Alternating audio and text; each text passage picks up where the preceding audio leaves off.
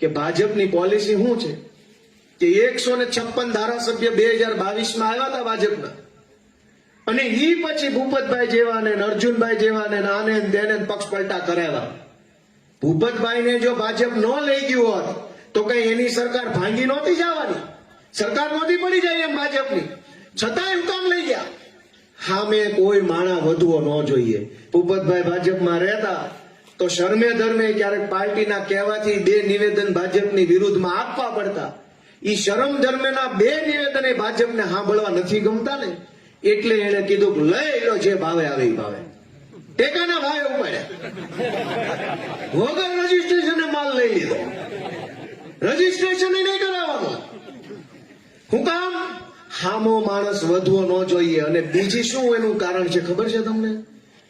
જેટલા હોય એટલાને વેચાતા લઈ લેવાના, ડરાવી ધમકાવી ભાજપમાં લઈ લેવાનું બીજું મોટામાં મોટું કારણ ઈ છે કે માણસને કંટાળો લાવી દો. રાજકારણથી બધા આઘા ભાગવા જોઈએ. આ બહુ રસ લેવા માંડ્યા છે ને, એમાં ભાજપની વિરુદ્ધમાં હાલે છે.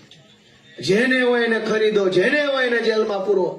ગામ કંટાળી જાય, ગામ હરેલી જાય, ગામ આઘાતમાં આવી જાય, ગામ અંદરથી થાકી જાય. મૂકો લપ પડતી કોઈ પાર્ટી નહીં ભાઈ, હું મારી વાડીએ છું, મન ન બોલાવતો મીટિંગમાં કોઈ નહીં. થાય કે નહીં? ગામને કંટાળો લાવી દેવા માટે થઈને આ કોશિશ ભાજપ કરે છે.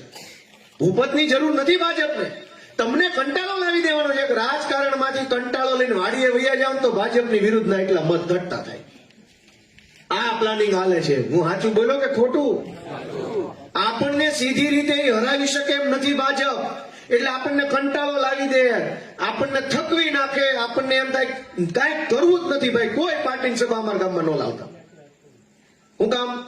કે સભાઓ થતી રહે, મિટિંગો થતી રહે, વળી હામા મત આપતા રહે, વળી ભાજપને ઉપાડી રહે. એટલે આ ધંધો કરે છે. પણ તમારે બધા આ વખતે નિર્ણય છે ને, બહુ મોટો નિર્ણય કરવાનો છે. મિત્રો, આવા જ વિડીયો અને શોર્ટ્સ જોવા માટે આજે જ અમારી ન્યૂઝ રૂમ યુટ્યુબ ચેનલને સબસ્ક્રાઇબ કરો.